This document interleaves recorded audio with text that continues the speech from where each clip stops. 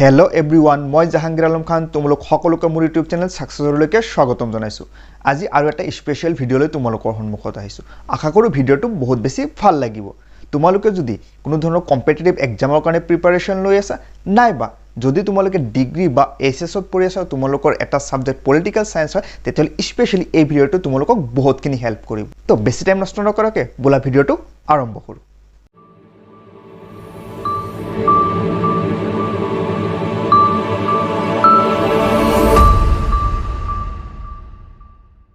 So student, মই মোৰ মোবাইলৰ হোম স্ক্ৰীনত আহিছো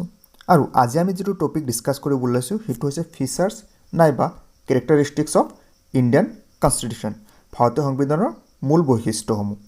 তো বলা যেটো ফাৰ্স্ট বৈশিষ্ট্য আছে হেতু চাও সো স্টুডেন্ট হৈছে আমাৰ ফাৰ্স্ট বৈশিষ্ট্য লিখিত সংবিধান ৰিটেন কনস্টিটিউশন তোমালোকৰ মাজত সকলোৱে জানা যে ভাৰতৰ সংবিধান যেটো হেতু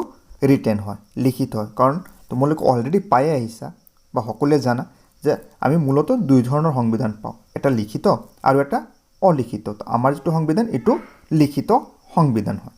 আৰু আমাৰ এই সংবিধানখন প্ৰস্তুত কৰাৰ কাৰণে সংবিধান সভা প্ৰস্তুত কৰা হৈছিল আৰু এই সংবিধান সভাই আমাৰ গোটেই সংবিধানখন ৰচনা কৰিছে তো ইয়াৰ পৰা দুটা কোৱেশ্চন হ'ব পাৰে যে আমাৰ সংবিধান কোনে প্ৰস্তুত কৰিছে হে হ'ব সংবিধান সভা কনস্টিটিউয়েন্ট এছেম্বলি আৰু যদি হুদে ইণ্ডিয়ান কনস্টিটিউশনটো ইনেক্ট কনস্টিটিউশন নেকি ৰচিত সংবিধান নেকি তেতিয়াহলে आंसर হ'ব হয় আৰু আমাৰ এই সংবিধানখন প্ৰস্তুত কৰি 1949 26 নৱেম্বৰ তাৰিখে এটুক গৃহীত কৰা হয় আৰু 1950 26 জানুৱাৰী তাৰিখে ইয়াক কাৰ্যকৰী কৰা হয় তো এই গুটেইখিনিৰ পৰা আপোনালোকৰ এটা এটা কোৱেশ্চন 1 মাৰ্কৰ হ'ব পাৰে তো গুটেইখিনি বস্তু হয়তো নোট কৰি ৰাখি দিব নহলে স্ক্ৰিনশ্বট এটা লৈ ল'ব এন্ড নেক্সট পইণ্ট নম্বৰ 2 দীৰ্ঘতম সংবিধান লংগেষ্ট কনস্টিটিউশন তো ইণ্ডিয়াৰ যেটো কনস্টিটিউশন হয় এটো ওয়াৰ্ল্ডৰ ভিতৰত সকলোতকৈ ডাঙৰ সংবিধান হয় লংগেষ্ট কনস্টিটিউশন হয় তো 1 মাৰ্কৰ কাৰণে আহিব পাৰে আৰু এই কনস্টিটিউশন লং হোৱাৰ যেটো মেইন কাৰণ হেতু হৈছে যে এই কনস্টিটিউশনত টোটাল আৰ্টিকেল আছিল আপোনাৰ 395 পাৰ্ট 22 এন্ড শিডিউল 9 আৰু পিছলৈকে গৈ 12 তো এইখিনি বস্তু অলপ নোট কৰি ৰাখিব ইয়াৰ উপৰি যদি চোৱা যায় at present total article আছে আমাৰ 448 part আছে আমাৰ 25 and schedule আছে 12 তো এইখিনিও নোট কৰি ৰাখিব এইখিনিও ইম্পৰ্টেন্ট হয় তো ইমান কেটা আৰ্টিকেল পাৰ্ট এন্ড schedule থকা কাৰণে আমাৰ যেটো কনস্টিটিউশন আছে এটো বহুত বেছি লেন্দি হৈ গৈছে ইয়াৰ উপৰি আমাৰ সংবিধানত কিছু ফান্ডামেন্টাল ৰাইটস মেনশন কৰা হৈছে আমাৰ কাৰণে তো হেতু এটা হয় directive principle of state policy যেটো আমি ডিপিএসপি বুলি কওঁ এটো এটা ইন্ডিপেন্ডেন্ট জুডিশিয়াৰি আছে ফেডাৰেল সিস্টেম আছে তো এই গুটেই বিলাক বস্তু ডিটেইলছত ডিসকাস কৰা বাবে বা ডিটেইলছত লিখা বাবে আমাৰ যেটো কনস্টিটিউশন এটো বহুত বেছি লং হৈ গৈছে বহুত বেছি দীঘলীয়া হৈ গৈছে আৰু হেকনে আমাৰ এটা মেইন ক্যাৰেক্টাৰিষ্টিক্সৰ ভিতৰত এটা হ'ব বা ফিচাৰ্ছৰ ভিতৰত এটা হ'ব লংগেষ্ট কনস্টিটিউশন এটা হক আমি নেক্সট পইণ্টলৈকে আগবাঢ়ো আৰু নম্বৰ 3 আছে প্ৰস্তাৱনা প্ৰেম্বল এটা এটা ইম্পৰ্টেন্ট ক্যাৰেক্টাৰিষ্টিক্স হয় ইণ্ডিয়ান কনস্টিটিউশন বিকজ ইণ্ডিয়ান কনস্টিটিউশনত কি কৰা হৈছে এটা প্ৰেম্বল এড কৰা হৈছে প্ৰস্তাৱনা অন্তৰ্ভুক্ত কৰা হৈছে এতিয়া প্ৰেম্বলটো কি হয় যে যেতিয়া আপুনি যিকোনো ধৰণৰ কোনো এটা বুক পঢ়িবলৈ যাব তাতে চাব যে প্ৰথমতে আপোনাৰ হাৰাংহ বা পাতনিৰ নিচিনা থাকে আৰু তাতে কি কৰা হয় যে সেই বুকটোৰ যিখিনি এইম এণ্ড অবজেক্টিভস বা মূল বিষয় যিখিনি হিখিনি তাতে শৰ্ট একদম হৰু হুৰাকে লিখি দিয়া আৰু হেখিনি পঢ়াৰ পিছত আমাৰ এটা বেসিক আইডিয়া হৈ যায় গোটেই বুকটোৰ এন্ড প্ৰস্তাৱনাটো অলমোস্ট একে ধৰণৰ বস্তু যত কি কৰা হৈছে ইণ্ডিয়ান কনস্টিটিউশন যিখিনি মেইন অবজেক্টিভস যিখিনি মূল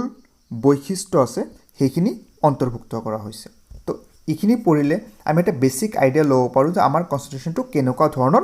হ'ব পাৰে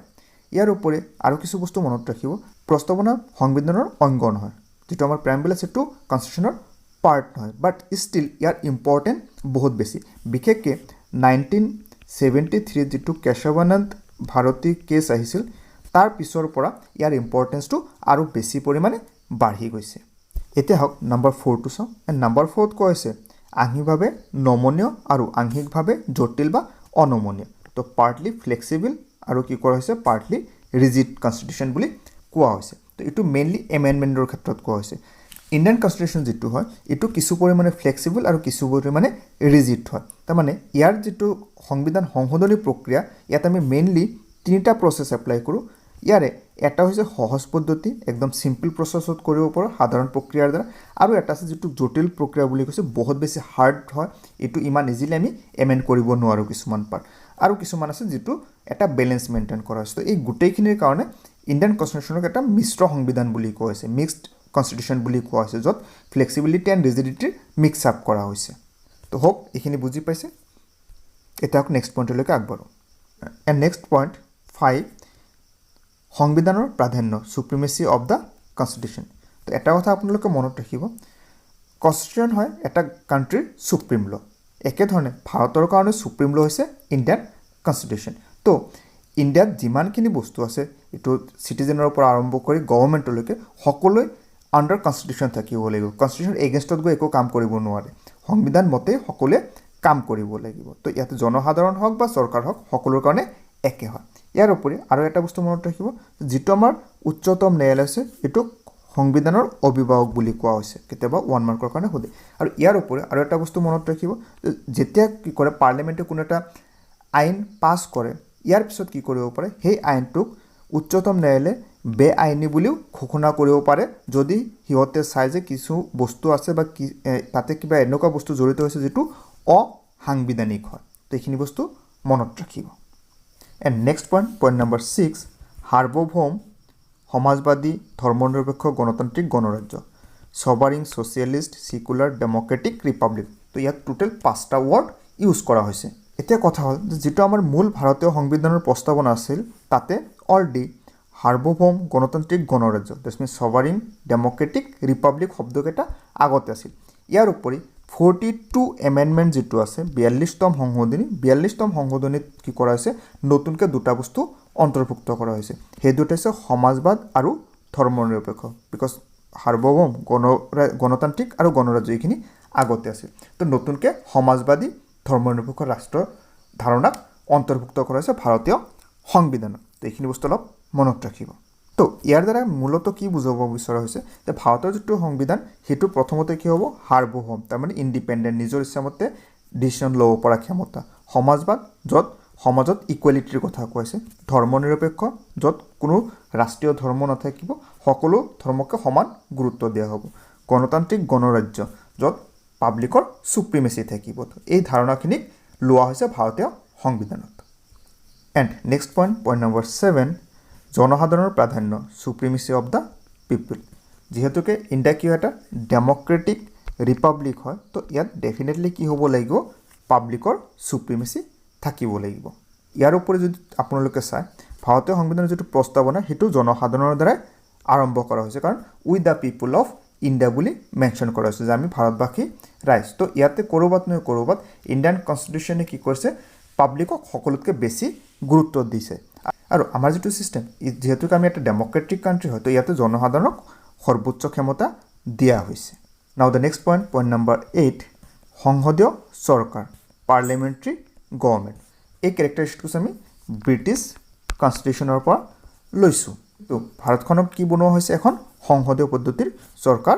স্থাপিত কৰা হৈছে য'ত প্ৰধানমন্ত্ৰীৰ নেতৃত্বত মন্ত্ৰী পৰিষদে গোটেইখিনি কাম কৰে আৰু ৰাষ্ট্ৰপতিৰ যিমান ক্ষমতা সেইখিনি মন্ত্ৰী পৰিষদ প্ৰধানমন্ত্ৰী ইহঁতে ইউজ কৰে আৰু ইয়াৰ যিটো গভৰ্ণমেণ্ট হয় এইটো